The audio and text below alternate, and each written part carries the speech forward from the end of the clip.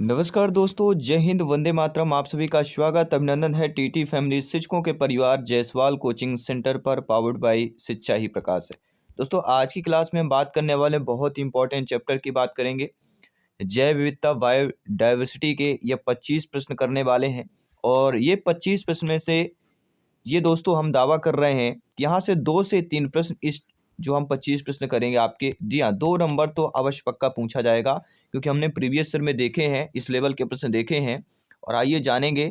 और इसके पहले भी ऑलरेडी क्लासेज हम कर रहे हैं, जिसका आई बटन पे प्लेलिस्ट ऑलरेडी दे दिया गया है, प्लेलिस्ट बना दिया गया है, तो सभी क्लासेज कीजिए। पार्ट वाइज हमारी चल रही है। अभी बायोडाइवर्सिटी यानी जैव विविधता का पार्ट चल रहा है।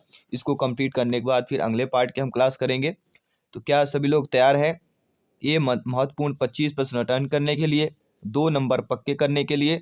चलिए, भाई जायसवाल सर, सभी लोग तैयार हो जाइएगा। पहला प्रश्न आपके स्क्रीन पर आ चुका है। प्राकृतिक चयन द्वारा प्रजातियों के विकास की थ्योरी किसके द्वारा दी गई थी? Charles Darwin, Louis Pasteur, Gregor Mendel या इनमें से कोई नहीं? सभी कमेंट कीजिएगा। जी हाँ, मेरे प्यारे प्यारे भाइयों के प्यारी प्यारी बहनें गृहिणी जिनका सपना है टीटी एग्जाम को फतेह करना, सभी कमेंट कीजिएगा। तो प्राकृतिक चयन द्वारा प्रजातियों के विकास की थ्योरी किसके द्वारा दी गई थी? तो हम किसकी बात कर रहे हैं? आपके चार्ल्स डार्विन की बात करेंगे। जी हाँ दोस्तों, डार्विन ने विकास के सिद्धांत पर अपने प्रयोगों के एक हिस्से के रूप में एचएम बीगल नामक जल यात्रा जहाज में समुद्री यात्रा की। जगदीश चंद्र बोस जो है आपके किस्कोग्राफ के आविष्कारक है। प्रश्न आ गया कि किस्कोग्राफ के आविष्कारक कौन है? तो जगदीश चंद्र बोस जी है। प्रश्न आ गया कि अनुवांशिकी के जनक कौन है? तो ग्रेगर मेंडल कहलाते हैं। प्रश्न आ गया कि आधुनिक अनुवांशिकी के जनक कौन है? तो आपके टीएच मॉर्गन है। तो चारों ऑप्शंस आपके क्लियर हो गए। अब बात करेंगे अगले प्रश्न की। नीचे दिए गए विकल्पों में से कौन सा पौधा पूजनीय पौधा है? ओसिमम, वसिलिकम, फाइक्स बेंगालेंसिस, प्रोसोपिस सिनेरिया या ओलियोवेरा की बात करेंगे। एलोवेरा जिसे हम कहते हैं। तो आपके ओसिपम बसिलकम, इसे क्या कहते हैं? तुलसी। जी हाँ, अब ये तुलसी लिखा होता तो सभी लोग कमेंट कर देते। तुलसी की बात करेंगे और श्यामा तुलसी की बात करेंगे। जी हाँ, ओसियम बेसिलकम एल, जिसे हम लेमियासी, जिसे आमतौर पर मीठी तुलसी के रूप में जाना जाता है।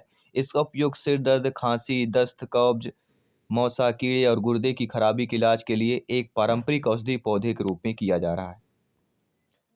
अगला जो प्रश्न है कि निम्नलिखित में से कौन से स्रोत है जो विकास के लिए साक्ष्य प्रदान करते हैं? होमोलोग्स आर्गन हो गया, एनालोग्स आर्गन हो गया, जीवाश्म हो गया या उपयुक्त सभी हो गए। तो इनमें से जो स्रोत विकास के लिए साक्ष्य प्रदान करता है वह स्रोत आपका कौन सा कहला जाता है? तो वह स्रोत आपका होमोलोग्स आर्गन भी है, एनालॉग्स आर्गन भी है और जीवाश्म भी है, अर्थात जो उपयुक्त सभी ऑप्शन दिया गया है। तो डी ऑप्शन हमारे यहाँ पे सही हो जाएगा। नो डाउट, आई होप सभी पैरामीटर अच्छे तरीके से समझ गए हैं। अगला प्रश्न जो कि बहुत इजीली प्रश्न है कि मध्य प्रदेश का राजकीय पुष्प कौन सा है? सफ़ेद लिली, कमल, बरगद, गेंदा, सभी बताइए। तो मध्य प्रदेश का जब भी हम राजकीय पुष्प की बात करते हैं सफ़ेद लिली का नाम आता है। पहला ऑप्शन यहाँ पे सही हो जाएगा। बहुत ही सिंपल सा प्रश्न था, लेकिन किसी भी स्टेट का पूछा जा सकता है, ये भी ध्यान देना आप लोगों को। अगला प्रश्न है, खालिस्तान एक ऐसी प्रजाति है जिसका प्राकृतिक वातावरण स्थानिक प्रजाति प्रचुरता के हिसाब से अत्यधिक प्रभाव रहता है। आधारभूत प्रजाति, देसी प्रजाति, स्थानिक प्रजाति या दुर्लभ प्रजाति की बात करें तो कौन सी एक ऐसी प्रजाति है जिसका प्राकृतिक वातावरण स्थानिक प्रजाति प्रचुरता के हिसाब से अत्यधिक प्रभाव रहता है? और वह हमारी कहलाती आधारभूत प्रजाति। पहला ऑप्शन सही हो जाएगा। अगला प्रश्न, वह प्रक्रिया जिसके द्वारा मौजूदा प्रतियोगिता में नई प्रजातियों का विकास होता है कहलाती है? होमोलोगस, एनालोगस, स्पेसिएशन या इनमें से कोई नहीं? सभी कमेंट कीजिएगा। वह प्रक्रिया जिसके द्वारा मौजूदा प्रजातियों से नई प्रजातियों का विकास होता है क्या कहलाती है? और वह कहलाती है आपके स्पेसिएशन की बात करेंगे। सी वाला ऑप्शन यहाँ पे यानी थर्ड ऑप्शन आपका सही हो जाएगा। नो डाउट सभी लोग समझ गए हैं। आइए बात करेंगे अगले प्रश्न की। अगला प्रश्न है कि आंध्र प्रदेश का राजकीय वृक्ष कौन सा है? लोग है, नीम है, बरगद है, पीपल है। जी हाँ, आंध्र प्रदेश की बात करें तो आंध्र प्रदेश का राजकीय वृक्ष जो हो जाता है वह हो जाता है नीम। जी हाँ, आंध्र प्रदेश का राजकीय वृक्ष जो आपका नीम है, और इसे स्थानिक भाषा में नाम वेपा चेट्टू भी कहते हैं।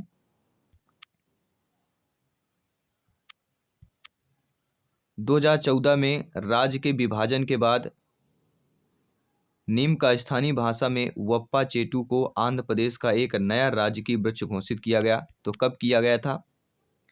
2014 में किया गया है, जब राज्य के विभाजन के बाद ये सारी चीजें की गई।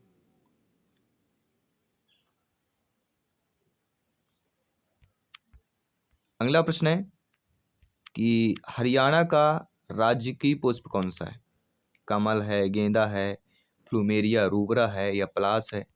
तो सारे स्टेट के आपके चीजें इंपॉर्टेंट हैं।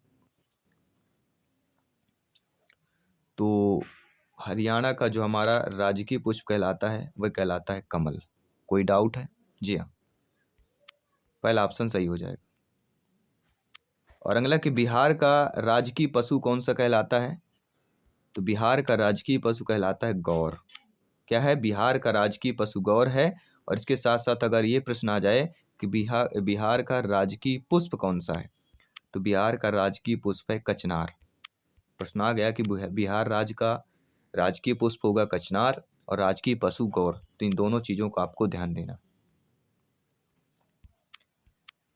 अगला प्रश्न, निम्न राज्यों में से गौरैया किसका राजकीय पक्षी है? मध्य प्रदेश, दिल्ली, गोवा, छत्तीसगढ़। सभी कमेंट कीजिए। आप सभी को 10 सेकंड का मौका दिया गया है। सभी लोग कमेंट कीजिए। 10 सेकंड का टाइमिंग दिया गया आप सभी लोगों को। तो गौरैया किसका राजकीय पक्षी? तो गौरैया दोस्तों आपका, जी हाँ, दिल्ली की बात करें, दिल्ली का एक राजकीय पक्षी हो जाएगा।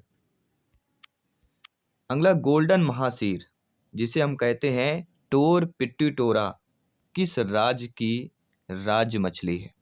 जम्मू कश्मीर, हिमाचल प्रदेश, हरियाणा, गुजरात। सही बताइए। गोल्डन महासीर टोर पिट्यूटोरा किस राज्य की राज्य मछली है या राज्य की मछली है? तो ये आपकी हो जाएगी जम्मू कश्मीर। पहला ऑप्शन सही हो जाएगा। नो डाउट सभी लोग समझ गए हैं। आइए बात करेंगे अगले प्रश्न की। अगला प्रश्न दिया गया है जो स्क्रीन पर ऑलरेडी आपके दिया गया है। और हमारा प्रश्न क्या पूछा जा रहा है? बहुत ही इंटरेस्टेड प्रश्न है, ध्यान दीजिएगा। प्रत्येक प्रश्न इंपॉर्टेंट है आज की क्लास का। कि सदर्न बर्ड विंग तितली एक किस्म है, यह किस राज्य की तितली है? केरला की, कर्नाटक की, महाराष्ट्र की या इनमें से कोई नहीं? सदर्न बर्ड विंग तितली एक किस्म है जो जिस राज्य की तितली कहलाती है वह आपका कर्नाटक। जी हाँ, बी ऑप्शन यहाँ पे सही हो जाएगा। अगला प्रश्न है, ग्रीन इंपीरियल पिजन किस राज्य का राजकीय पक्षी है? वेस्ट बंगाल, महाराष्ट्र, मध्य प्रदेश या कर्नाटक? सभी बताइए। ग्रीन इंपीरियल पिजन किस राज्य का राजकीय पक्षी है? और ये हो जाता है आपके महाराष्ट्र। इसकी बात करेंगे, महाराष्ट्र की बात करें। कोई डाउट हो बेफिक्र कमेंट कर दीजिएगा। जी हाँ, ग्रीन इंपीरियल पिजन किस राज्य का राजकीय पक्षी है? महाराष्ट्र राज्य का राजकीय पक्षी हो जाता है। अगला प्रश्न है आप लोगों की स्क्रीन पर है, परिवर्तन की प्रक्रिया जिसके द्वारा कोई जीव या प्रजाति अनुकूल हो जाती है उसे एडाप्टेशन कहते हैं, क्लाइमेट चेंज कहते हैं, सक्सेशन कहते हैं या इनमें से कोई नहीं? तो परिवर्तन की प्रक्रिया जिसके द्वारा कोई जीव या प्रजाति अनुकूल हो जाती है उसे क्या कहा जाता है? उसे एडॉप्टेशन कहा जाता है। अनुकूल हो जाती किस नाम से जाना जाता है? एडॉप्टेशन के नाम से जाना जाता है। अगला प्रश्न है कि मध्य प्रदेश का राजकीय पक्षी कौन सा है? बहुत ही सिंपल सी बात है, मोर, दूधराज, नौरंग, ग्रेट इंडियन बस्टर्ड की बात करेंगे तो मध्य प्रदेश का जो राजकीय हमारा पक्षी हो जाता है वह सभी लोग जानते हैं दूधराज। बी ऑप्शन सही हो जाएगा।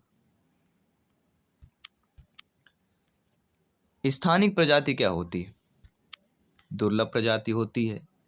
प्रजाति एक विशिष्ट क्षेत्रों में स्थानीयकृत है। वितरण में कॉस्मोपॉलिटन है या गंभीर रूप से लुप्तप्राय प्रजाति है। तो स्थानिक प्रजाति जो कहलाती है दोस्तों, वह आपकी एक प्रजाति एक विशिष्ट क्षेत्रों में स्थानीयकृत होती है। प्रजाति एक विशिष्ट क्षेत्रों में स्थानीयकृत होती है। बी ऑप्शन सही हो जाएगा। अगला प्रश्न है, मध्य प्रदेश की राजकीय मछली कौन सी है? टोर टोर, कतला कतला, एवं दोनों, या इनमें से कोई नहीं। देखिए, मध्य प्रदेश का राजकीय मछली अगर महासीर दिया होता, जी हाँ दोस्तों, अगर यहाँ पे महासीर दिया होता तो आप सभी लोग कमेंट कर देते, लेकिन यहाँ पे टोर टोर दिया गया है। जी हाँ दोस्तों, मध्य प्रदेश सरकार ने वर्ष 2011 में महासीर को राजकीय मछली घोषित किया था। महासीर मुख्यतः नर्मदा नदी, बेतवा केन, चंबल नदी में पाया जाती है, जो कि एक विलुप्त होने की कगार पर भी है। तो टोर टोर आपके महासीर मछली का अन्य नाम है, तो इसमें आपको कंफ्यूजन बिल्कुल नहीं होना है। अगला प्रश्न है, अगर मधुमक्खियां ना हो तो इनमें से कौन सी वस्तुएं लोगों को उपलब्ध नहीं होंगी? बहुत ही सिंपल सा प्रश्न है। मधुमक्खी से हमें क्या प्राप्त होता है? मधुमक्खी से हमें शहद प्राप्त होता है। तो आपको ऑलरेडी पता है, अगर मधुमक्खियां नहीं होंगी तो हमें शहद प्राप्त नहीं होगा। ठीक है, तो एक ऑरिएंट क्वेश्चन सी ऑप्शन सही हो जाएगा। बच्चा भी अगर कहेगा तो बच्चा भी ये प्रश्न इस प्रश्न का उत्तर दे देगा। तो ऐसा नहीं, सरल भी प्रश्न आते हैं एग्जाम में। टोटल 120 क्वेश्चन आना है, तो 50% तो आपके सिलेबस इजिली होते हैं, 11-12 के लेवल के होते हैं। और टाइम मिले तो एनसीईआरटी बुक अवश्य पढ़ लीजिएगा। 11-12 की बेसिक चीज़ें आपकी क्लियर हो जाएंगी, क्योंकि जो छोटी छोटी चीज़ें होती हैं वो आपकी क्लियर हो जाती हैं। और बेसिक चीज़ें बहुत मजबूत करना, क्योंकि किसी को घर अगर मकान बनाना है तो नींव अगर मजबूत है, नीचे का बेस मजबूत है, तो ऊपर कितना भी आप कर सकते हैं। इसलिए बेसिक चीज़ें बहुत ही ज़रूरी होती हैं, तभी आपकी सारी चीज़ें समझ में आती हैं। क्योंकि जो चीज़ें हमें पता होती हैं, कुछ चीज़ें अगर कोई प्रश्न आता है उसमें आधा भी हमें पता है तो ना, तो हम उसमें इंटरेस्टेड लेते हैं। नहीं पता होता तो फिर दिमाग भी खराब होता है। ठीक है, चलिए प्रश्न की बात करेंगे। कवक के बिना आप इनमें से कौन सी खाद्य वस्तु आप नहीं खा पाएंगे? कॉर्न मशरूम की टॉपिंग का पिज्ज़ा नहीं खा पाएंगे, ब्रेड को बेक नहीं कर पाएंगे, चाय नहीं बना पाएंगे, कॉफ़ी नहीं बना पाएंगे। तो कवक के बिना आप कौन सी खाद्य वस्तु आप नहीं खा पाएंगे? कवक के बिना, और वह कहलाता है कॉर्न मशरूम की टॉपिंग का पिज्ज़ा आप नहीं खा पाएंगे। पहला ऑप्शन सही हो जाएगा। अगला है, पारिस्थितिकी तंत्र सेवाओं के अंतर्गत कौन शामिल है? पारिस्थितिकी अर्थात इकोसिस्टम सेवाओं के अंतर्गत कौन सा शामिल है? मिट्टी का संरक्षण शामिल है, जल का संरक्षण और शुद्धिकरण, वातावरण नियंत्रण, या उपयुक्त सभी की बात करेंगे। तो पारिस्थितिक तंत्र इकोसिस्टम सेवाओं के अंतर्गत जो हमारा यहाँ पे शामिल हो जाता है वह मिट्टी का संरक्षण भी है, क्योंकि संरक्षण की बात करेंगे, जल के संरक्षण और शुद्धिकरण की बात कर रहे हैं, वातावरण नियंत्रण की बात कर रहे हैं। तीनों चारों चीज़ें आपकी पॉजिटिव दी गई हैं, तो सभी ऑप्शन हमारा पारिस्थितिक तंत्र सेवाओं के अंतर्गत हमारे आ जाएंगे। उपरोक्त सभी ऑप्शन हमारा सही हो जाएगा। इसके बाद बात करेंगे अगले प्रश्न की। दोस्तों, निम्नलिखित में से कौन सा विकल्प एक पारिस्थितिकी तंत्र सेवाओं का उदाहरण है? एक महासागर जो पृथ्वी की जलवायु को नियंत्रित करता है, एक आर्द्र जो गंदे पानी को छानती है, जो परागण में मदद करती है, या उपरोक्त सभी। तो इनमें से कौन सा विकल्प एक पारिस्थितिकी तंत्र सेवाओं का उदाहरण कहलाया जाता है? तो एक महासागर जो पृथ्वी की जलवायु को नियंत्रित करता है, एक आर्द्र जो गंदे पानी को छानती है, जो परागण में मदद करती है, तो उपरोक्त सभी ऑप्शन। ये सारे विकल्प जो है पारिस्थितिकी तंत्र सेवाओं के उदाहरण है, एग्जाम्पल्स, इसलिए हमारा यहाँ पे डी ऑप्शन सही हो जाएगा।